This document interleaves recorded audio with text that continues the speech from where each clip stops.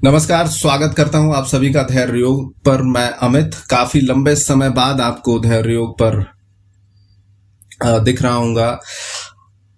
इसके लिए क्षमा चाहूंगा। कोरोना काल में सब कुछ बदल गया है, चीजें बदल गई हैं। अगर हम ये कहें, मैं ये कहूं कि ये रीस्टार्ट है हमारा, तो शायद गलत नहीं होगा। इस दौरान मेरे फोन पर बहुत सारे मैसेजेस और कॉल्स कपालभाति को लेकर आए, जहां लोगों के मन में बहुत सारे डाउट्स हैं।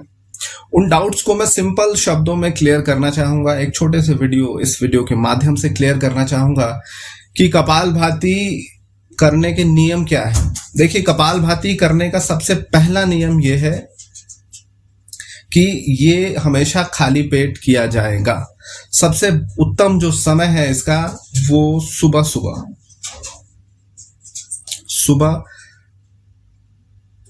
जो ब्रह्म मुहूर्त कहा जाता है, अगर उसमें आप करें 4 बजे के आसपास, इनफैक्ट 8 बजे तक भी अगर आप इसको करते हैं खाली पेट, क्योंकि ये प्रोबेबली द बेस्ट टाइम है जब आप खाली पेट रहते हैं। इसके बाद आपका खाने पीने का सिलसिला शुरू हो जाता है। तो 4 से 8 के बीच में अगर आप कर लेते हैं तो कपालभाति करने का मुझे लगता है ये सबसे उत्तम समय कहा जा सकता है। अब उसके बाद ये जो दूसरा प्रश्न आता है कि किन लोगों को कपालभाति नहीं करना चाहिए, कितना करना चाहिए। देखिए, जिन लोगों की रीसेंट सर्जरी हुई है उनको कपालभाति अवॉइड करना चाहिए पूरी तरीके से। अगर आपको हार्ट से रिलेटेड गंभीर समस्या है तो आपको कपालभाति अवॉइड करना चाहिए। अगर आपका ब्लड प्रेशर हाई रहता है बहुत ज्यादा, तो आपको कपालभाति पूरी तरीके से अवॉइड करना चाहिए। अगर आप रिसेंटली या स्ट्रोक से ग्रसित हुए हो, और ज्यादातर केसेस में यही पाया ही जाता है कि स्ट्रोक अगर आपको हुआ है तो ब्लड प्रेशर आपका हाई रहता है, तो उन केसेस में भी कपालभाति अवॉइड करिए।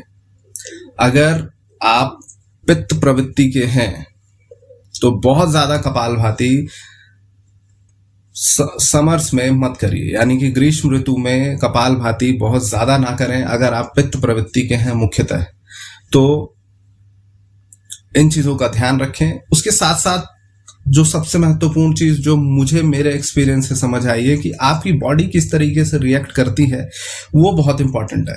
अगर आप पित्त प्रवृत्ति के हैं, कपालभाति कर भी रहे हैं, 10 मिनट कर रहे हैं, 15 मिनट कर रहे हैं, आधा घंटा कर रहे हैं, और उससे अगर आपके शरीर पर सकारात्मक प्रभाव आ रहा है, तो मुझे नहीं लगता है कि आपको कपालभाति नहीं करना चाहिए।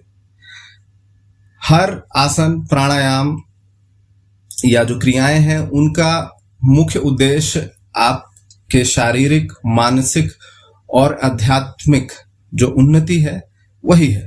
तो अगर आपकी उन्नति हो रही है, अवनति नहीं हो रही है, तो मुझे लगता है कि करने में आपको कोई दिक्कत नहीं होनी चाहिए। बस ध्यान ये रखें कि आपको खुद आइडेंटिफाई ये करना है कि क्या मैं कपालभाति कर रहा हूं तो मुझे इससे लाभ हो रहा है या हानि हो रही है। अगर लाभ हो रहा है, लंबे समय तक कर सकते हैं, कोई दिक्कत नहीं है। तो आशा करता हूं कि जिन लोगों के मन में ये प्रश्न था, उनका प्रश्न मैंने ले लिया है और ये डाउट आपका क्लियर हो गया होगा। साथ ही कुछ लोग ये भी जानना चाहते थे कि कपालभाति कितनी देर करना चाहिए वजन कम करने के लिए। देखिए, सबसे पहली चीज कि आप बिना किसी दिक्कत के जितनी देर कर सकते हैं, चाहे 10 मिनट हो, 15 मिनट हो, आधा घंटा हो, 1 घंटा हो, करिए। शुरुआत में तो 1 घंटा नहीं होगा, इनफैक्ट आधा घंटा भी नहीं होगा, लेकिन जैसे 10 मिनट से शुरू करिए, 10 मिनट ड्यूरेशन बनाइए और धीरे धीरे इसको आगे बढ़ाइए। बहुत फास्ट मत करिए। बहुत फास्ट करेंगे जैसे टीवी में आप देखते हैं उस तरीके से, तो बहुत सारी दिक्कतें आ सकती हैं। शुरुआत में रेकमेंडेड यही है कि आप एक योग ट्रेनर से संपर्क करें और उनके सानिध्य में करें, कुछ समय सीख लें और उसके बाद उन सीखे हुए आसनों को, प्राणायामों को स्वतः भी कर सकते हैं। तो आज के वीडियो में इतना ही। होपफुली ये वीडियो आपको बेनिफिट करेगा, आपके जो क्वेश्चंस हैं, आपके जो डाउट्स हैं उसको क्लियर करेगा। और ज़्यादा जानकारी के लिए जो नंबर आपके स्क्रीन पर फ्लैश हो रहा होगा उस नंबर पर आप कांटेक्ट कर सकते हैं। साथ ही आप हमारे वेबसाइट धैर्ययोग.com पर जाकर अपने घर पर योगा ट्रेनर भी बुला सकते हैं। अगर आप दिल्ली में रह रहे हैं, द्वारका में रह रहे हैं, तो मुझसे आप संपर्क कर सकते हैं। मैं पर्सनली विजिट करके आपके डाउट्स को क्लियर कर सकता हूं, सेशंस प्रोवाइड करा सकता हूं। अपना ध्यान रखें, योग करते रहें। जय हिंद, जय भारत।